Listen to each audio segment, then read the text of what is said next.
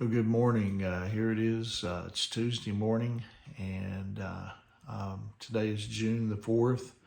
And I hope you had a great Monday. I hope that you were able to kind of get get this week started well, and maybe start some projects, or maybe continuation of whatever maybe you were working on last week. But anyway, hope it was a fruitful day. Hope that you were able to get some things accomplished. But even if you came up a little short, here it is, Tuesday morning. God has blessed us with a brand new day.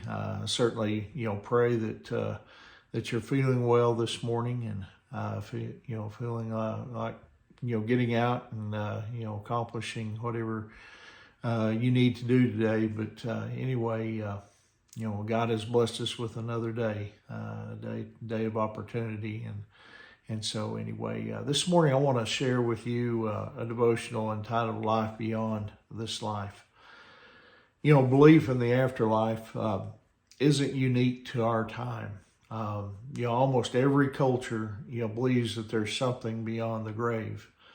In Egypt, for example, archaeologists discovered a solar boat, in the tomb of one of the pharaohs, who had died 5,000 years ago. The boat was intended, for his use in, sailing the heavens into the next life. Yet, it's interesting to note that in the time of Jesus, many of the Jews, they held an aberrant view of the afterlife. They didn't look at what the scriptures taught. When we read the New Testament, we tend to think of the Pharisees and the Sadducees as one group. But you see, in reality, they were bitterly divided. I mean, the Pharisees, they were what we might describe, as the theological conservatives, of their day. I mean, they believed in the, teaching of the scriptures. They believed in an afterlife and in a, final judgment. The Sadducees, though, you see, on the other hand, they were theological liberals, we might call them. They didn't believe, what the scriptures and, said about a judgment or an afterlife, nor did they believe that there was any kind of resurrection, and they accepted only the first 5 books of Moses as inspired by God. As the aristocrats of Jerusalem, the Sadducees were largely in control of the temple. They also were responsible for the operation of the priesthood, and they obtained their wealth through the temple concessions of, money changing and selling sacrifices.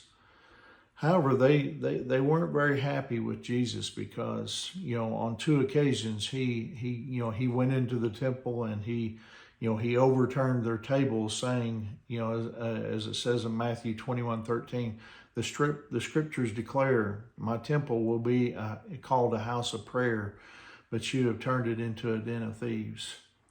Now, one day they came to Jesus with a provocative question. This is Matthew chapter 22, verses 24 through 28. "Teacher," Moses said, if a man dies without children, his brother should marry the widow and have a child who will carry on the brother's name. Well, suppose there were 7 brothers. The oldest one married and then died without children. So his brother married the widow. But the second brother also died, and the third brother married her. This continued with all 7 of them. Last of all, the woman also died. So tell us, whose wife will she be in the resurrection? For all 7 were married to her." Then Jesus, he turned around and then told them, then in verses 29 through 32, "Your mistake is that you don't know the scriptures, and you don't know the power of God. For when the dead rise, they will neither marry nor be given in marriage. In this respect, they will be like the angels in heaven." Long after Abraham, Isaac, and Jacob had died, God said, "I am the God of Abraham, the God of Isaac, and the God of Jacob." So he is the God of the living, not the dead. So according to Jesus, there is life beyond the grave. and he and he alone, can address this topic with, with authority. He is the God of the living, not the dead. See, those who have put their faith in Jesus Christ never die, and that's the exciting thing for us as believers in Jesus Christ.